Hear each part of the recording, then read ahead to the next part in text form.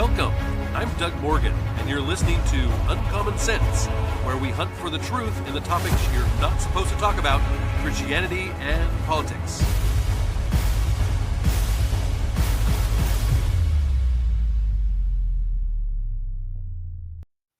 I once was a mayor of a community that a few years ago was devastated by a wildfire. I have friends that lost it all when the fire came down and burned down their homes. This was a fire that literally burned for 2 weeks while governmental agencies fought over who was responsible for responding to it. So no one did. The risk was easy to see. I mean, you could see the train coming a mile away. The bureaucracy was hard to navigate. And we just saw the same things happen in the LA area of California. What happened there is eerily similar to me. And the first thing that happened was the replacement of competency with DEI bigotry. From Yahoo News, this is an opinion piece by Michael Deacon, and he says, across the U.S., big businesses are quietly ditching their diversity programs. Perhaps now the country's public services will follow suit, because the LA wildfires appear to have awoken the American public to the downsides of diversity, equity, and inclusion, aka DEI. For example, Fox News has reported that while LA officials were cutting millions of dollars, like 18 million in funding from the local fire department, and hundreds of thousands of dollars were allocated to initiatives promoting diversity, such as a queer choir known as the Gay Men's Chorus of Los Angeles, and something called the Midnight Stroll Transgender Cafe was being funded. Almost as extraordinary is a video from 2019, so not that long ago, in which the woman in charge of DEI at the Los Angeles Fire Department explains why the emergency services need a diverse workforce. And during this video, which is currently going viral online, you can see it just about anywhere, Deputy Chief Christine Larson makes 2 comments that are just downright mind-boggling. Here, let me play you the clip.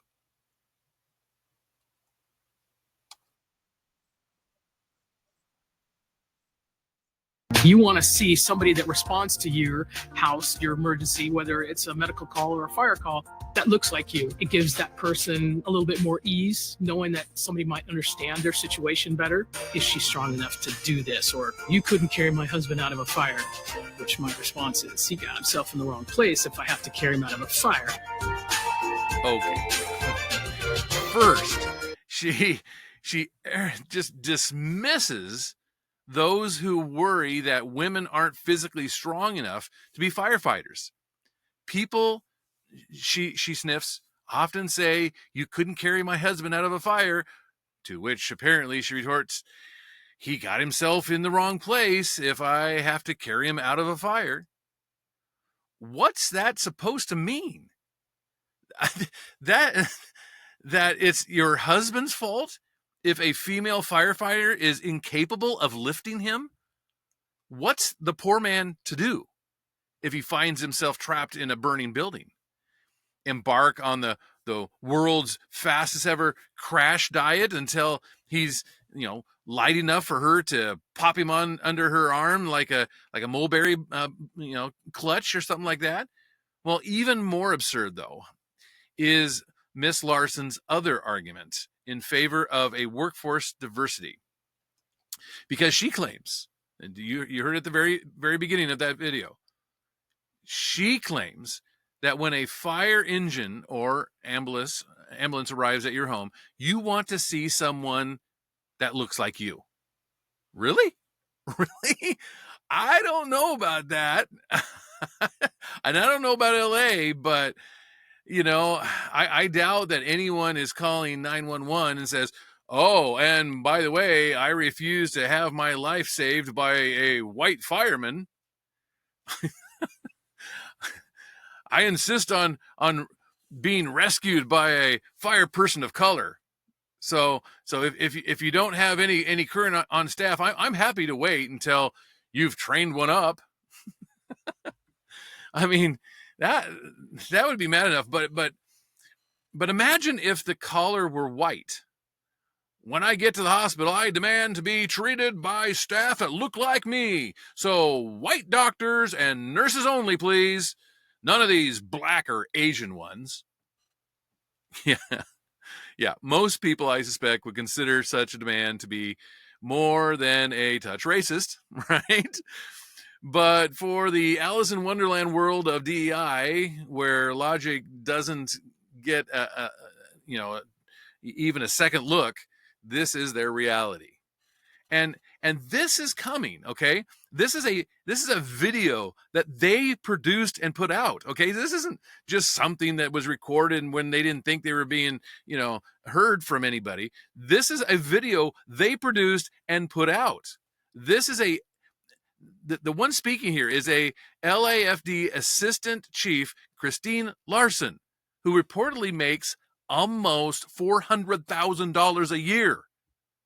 In October of 2021, the LA Downtown News reported that Larson, other female fighters, and outside coalitions issued a letter to then Mayor Eric Garcetti accusing the LA Fire Department of rampant sexism, racism, and abuse in the ranks that women and minorities routinely face, unquote. They demanded Garcetti terminate Fire Chief Randolph Terraz, which he did, and Larson was a founding member of Equity on Fire EOF coalition, and she served as president of Los Angeles Women in the Fire Service. That's the person who is making this video, who is one being recorded on this video. The mayor of LA, who was out of the country, by the way, in Africa, spending taxpayer dollars when the fire hit, was called out by President Donald Trump. And the Daily Wire reports this. They said that President Donald Trump called out LA Mayor Karen Bass, who was a Democrat, of course, during a roundtable discussion on Friday about the devastating wildfires that killed 28 people and destroyed more than 16,200 structures. Trump ripped Bass for not exercising her emergency powers effectively to cut red tape and to help residents rebuild as quickly as possible. Quote, "You have emergency powers, just like I do, and I'm exercising my emergency powers." This is what Trump told the mayor. It says, "You have to exercise them also." And Bass responded with this: "I did exercise them. If individuals want to clear out their property, they can." Well, of course, members of the Palisades and Eaton communities in attendance at the event shouted from their seats that this was not true, which, of course, then subsequently Bass rephrased her statement by saying, well, eventually they'll be able to clear out their properties. She's awful. But anyway, LA Mayor Karen Bass, deputy mayor who was her deputy mayor who was in charge of overseeing the city's fire department, was not on the job in the weeks and days leading up to the historic wildfires that erupted, because he was placed on leave after he was raided by the FBI. Yeah, he wasn't even in his job when these started. The New York Post reported that the Los Angeles Police Department initially indicated when the incident happened last month that Deputy Mayor Brian Williams was likely the source of the threat. And when we say the source of the threat, he called in a bomb threat. And the FBI took over the investigation because Williams' connections to the police department obviously were a conflict of interest. And the raid happened less than 3 weeks before the fires broke out. But what made things worse was the politicians. In an opinion piece by Diana Foragot Roth, who published by Heritage Foundation, says, seeing homes in Malibu and the Pacific Palisades burned to the ground while fire hydrants ran dry is bad enough. But knowing the water shortage resulted from bad bureaucratic decisions makes the horrifying sights even worse. Water is everywhere in California. The Golden State borders the Pacific Ocean, which contains countless gallons that could be desalinated to fill reservoirs and feed fire hydrants. But California's bureaucracy discourages desalination plants that would guarantee additional water, and no reservoirs were built with the $2.7 billion with a B authorized in 2014. Yeah. Environmentalists prefer blaming climate change for wildfires. You see that all over the news, just like the ancient Greeks blaming their gods when things went wrong. It's passing the buck rather than looking in the mirror. Acres of fires burned on federal lands from 1916 to the mid-1940s, when CO2 emissions were lower, were as high as levels in the first decade of the 2020s. And in California, politicians promoted an agenda to get rid of water and energy and minerals, which increased human suffering. The question is how they retain power without people voting them out of office. Because, I mean, California is very liberal. This is particularly true when considering the tragedy of the fire, which could have been prevented, of course, by water.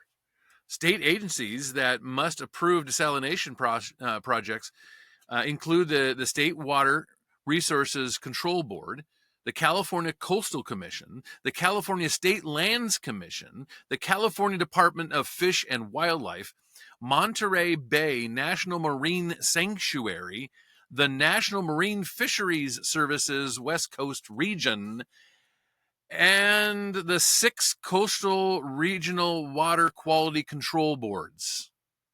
This system is designed to slow progress, don't you think? Plus, approval depends on tribal consultation, environmental justice, consideration of marine life and energy efficiency, among other factors. And California was awarded $120 million for desalination projects, compared to the $1.4 billion on charging stations and $500 million for electric school buses. The California Air Resources Board has the power to fast-track clean air regulations. And surely, if California can afford billions of dollars on electric vehicles, the state can afford to fill its reservoirs with water, especially since the wildfires are doing more harm to the air than the gasoline-powered vehicles. Countries with lower GDP than California have no trouble building desalination plants. Such plants produce over 7 million cubic meters per day in the United Arab Emirates. About 40% of the country's drinking water is what that represents. Kuwait and Oman use desalination for about 90% of their drinking water, and Saudi Arabia's share of desalination water is 70%. Bahrain has recently completed its second desalination plant with new reverse osmosis energy efficient technology from Veolia Water Technologies, headquartered in France. The plant produces 227,000 cubic meters a day and began operations after 22 months. That's it. The problem is that California's government has created water scarcity, just as it created energy scarcity and, well, critical mineral scarcity. California requires 60% of its energy to be created from renewables by 2030. So it has an energy scarcity with high prices. The legislature unanimously passed the Seabed Mining Prevention Act in 2022, which prevents extracting critical offshore minerals, leaving America at the mercy of China, of course.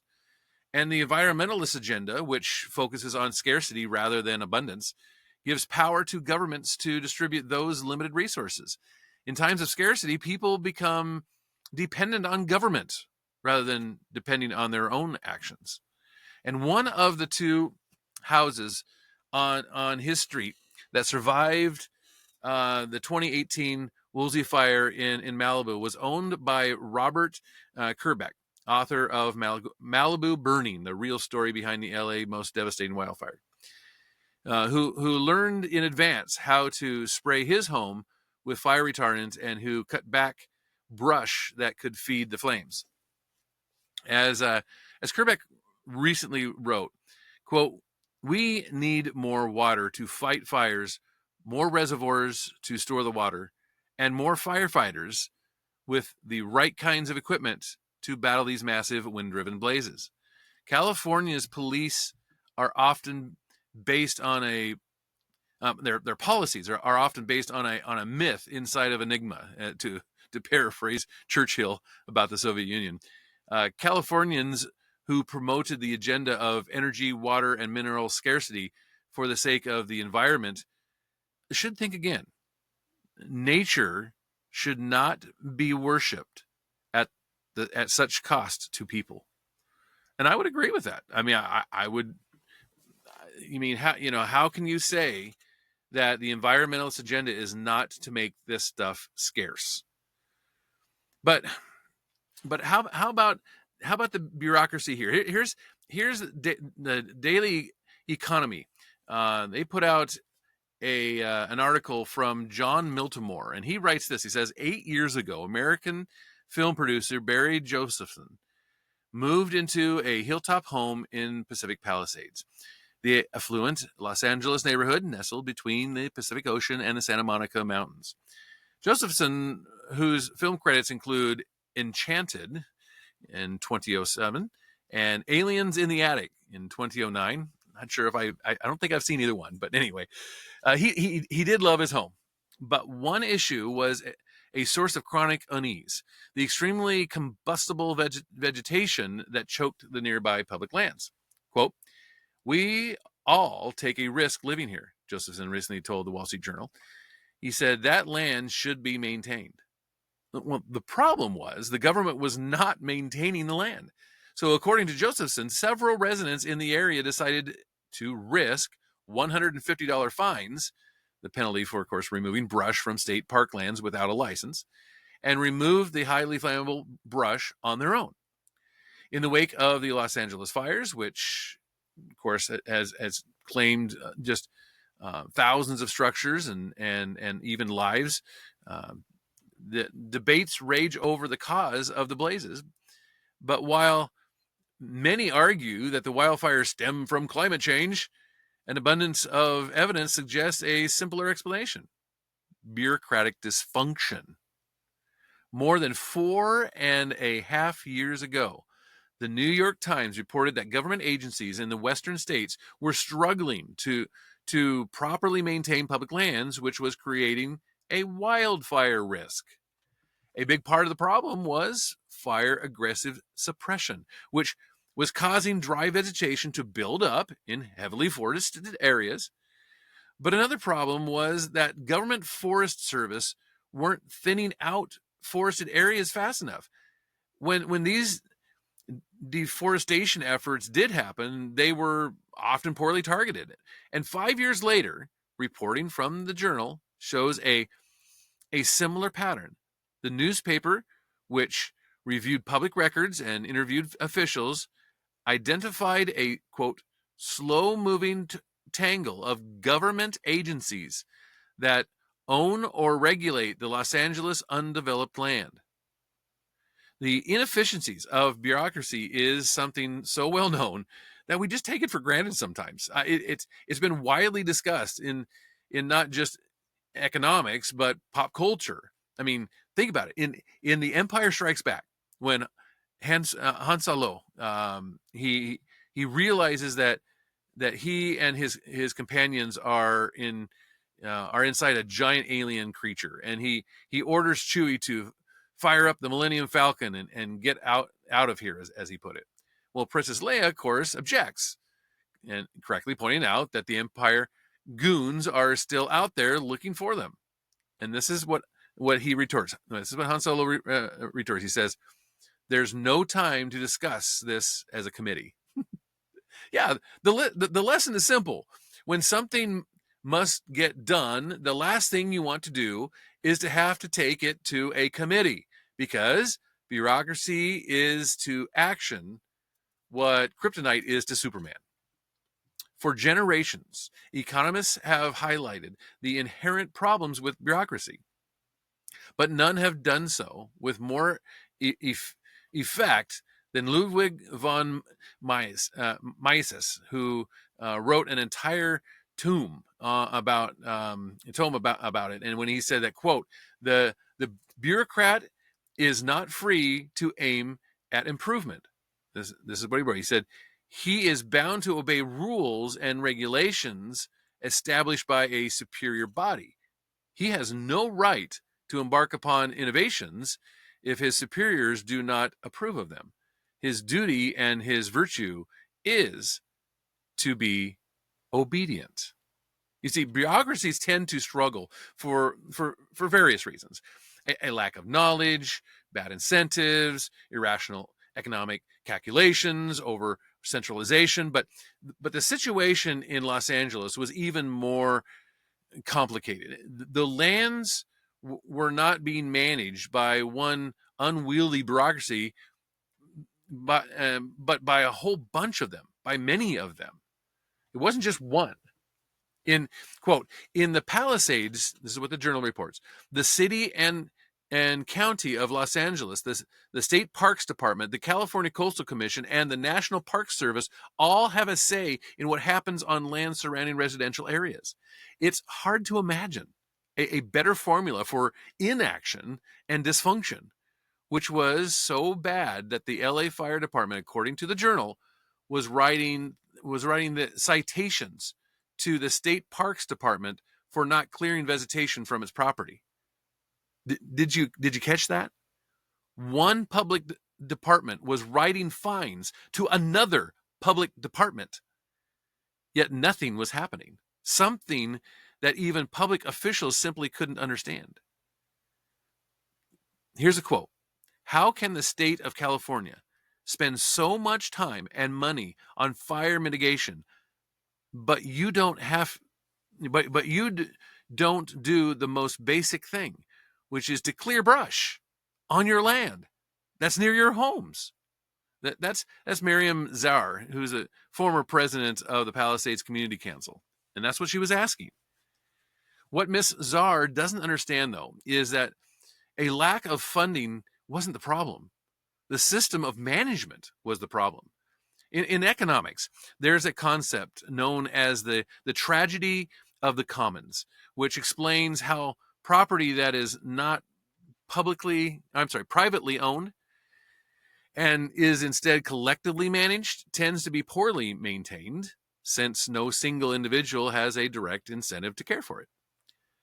This is a particular problem in California, where about 52%, over half, of the land is publicly owned. But things were made worse in Palisades, where the lands surrounding residential properties were subject to not one bureaucracy, but 5 of them. The result is just predictable. Nobody is taking responsibility for these public lands. And all of this explains why Barry Josephson's neighbors had to take it upon themselves to clear out highly flammable brush.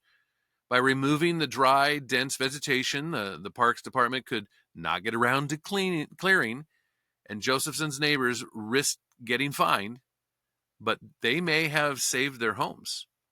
The Journal reports that most of the homes in the neighborhood are still standing, even though investigators believe one of the fires started just a few hundred feet away. It is a Kafkaesque twist to the story that shows bureaucracy is often not just absurd, but deadly. And you know, you just have to look and see how bad things have gotten, particularly there in California. And that's why they're losing people hand over fist. People are moving out of there. It's the regulation and the bureaucracy, the red tape is just so bad. In fact, Matthew Killumpney, he writes for CapEx, and he says the roots of this crisis stretch back to 1988, when California voters approved Prop 103, a superficially appealing ballot measure requiring insurers to seek approval through public hearings for any rate increase. And it seemed like classic consumer protection. Why not make insurance companies justify their prices? But as Frederick Hayek taught us, prices aren't just numbers. They're information signals that coordinate complex human behavior. When you prevent prices from adjusting to reality, you don't just change the cost of something, you distort the entire system of incentives and information that keeps society manage risk. This is exactly what happened in California. Insurance companies aren't simply prevented from raising prices, where they're blocked from using modern catastrophic risk modeling to assess future dangers. So in a world of changing climate risks, if you want to call it that, insurers were forced to navigate by looking in the rearview mirror, using historical data that became increasingly irrelevant with each passing year. And the predictable result, 7 of California's 12 largest insurers simply stopped writing new policies. You can't force private companies to lose money indefinitely. And if they can't charge prices that reflect real risks, they're exiting the market entirely. This isn't greed. It's basic economic survival. Nature abhors a vacuum, and so does policies and politics. As private insurers fled, California expanded its insurer of last resort. It's called the FAIR Plan, FAIR, FAIR Plan. The numbers were and are staggering. $458 billion in exposure, backed by just $385 million in unreserved funds, and a $2.5 billion in reinsurance. This isn't insurance so much as just magical thinking. I mean, this isn't an insurance company. This isn't an insurance plan. You know, it's pretending that political mandates can somehow substitute for actual financial capacity. I mean, people are not going to get their money here. That is a huge gap. And Consumer Watchdog, ironically, that the very organization that championed the 1988 regulations, now estimates that covering FAIR Plan losses could require surcharges of somewhere between $1,000 and $3,700 on every insurance policy in California. If you live in California and you're on the FAIR Plan, you could be paying another $3,700 a year for that. Yeah, that's not insurance. So the coming reconstruction will reveal another layer of regulatory failure. The inability to price risk properly means that that many homeowners will discover their FAIR Plan coverage is inadequate for rebuilding. Banks may become reluctant to lend in areas where insurance is difficult to obtain. I mean, I would if I owned a bank, right? Property values will likely decline, and that'll reduce the tax base precisely when public resources are most needed. This is how regulatory failures compound. Each intervention creates new problems that seem to require yet more intervention again, right? And it's a spiral. As the ashes settle, the grim alternative is already becoming clear. A system where many Californians will find themselves eventually uninsured, facing either no coverage at all or costs far higher than they would have paid under a market-based system, including the grim prospect of burned out homes and reliance on goodwill and kindness of strangers to pick up the pieces of their lives. This is the cruel irony of interventionist policies. In trying to protect consumers from the market prices, they ultimately expose them to far greater risks and costs. As Los Angeles begins its recovery, the state faces a choice: continue down the path of market suppression and watch the insurance system collapse entirely, or embrace reforms that allow markets to price risk properly. The fires have made the cost of choosing wrongly devastatingly clear. This is more than just a California story, though. It's a warning about the dangers of allowing political imperatives to override market mechanisms. When we prevent prices from telling the truth about risk and scarcity, we don't eliminate the underlying reality. We just ensure that when it finally breaks through, the consequences will be far worse than they needed to be. And you just can't overemphasize that enough. California has just been so overwrought with just political bureaucracy and red tape and all of this stuff. And now people are starting to see why it's a bad thing. I mean, a lot of people have seen it already, but now it's really coming to light.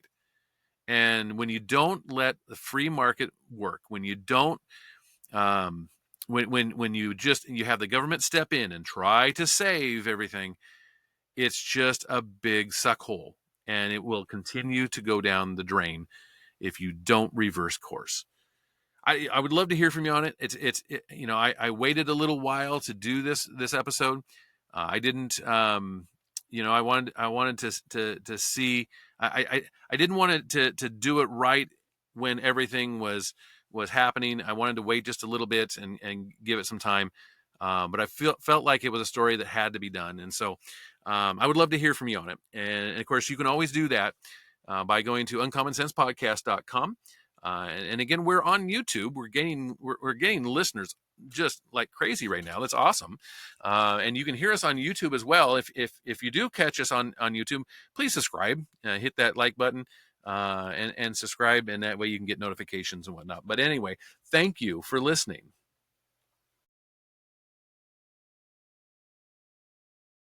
This podcast is a production of Organite Communications.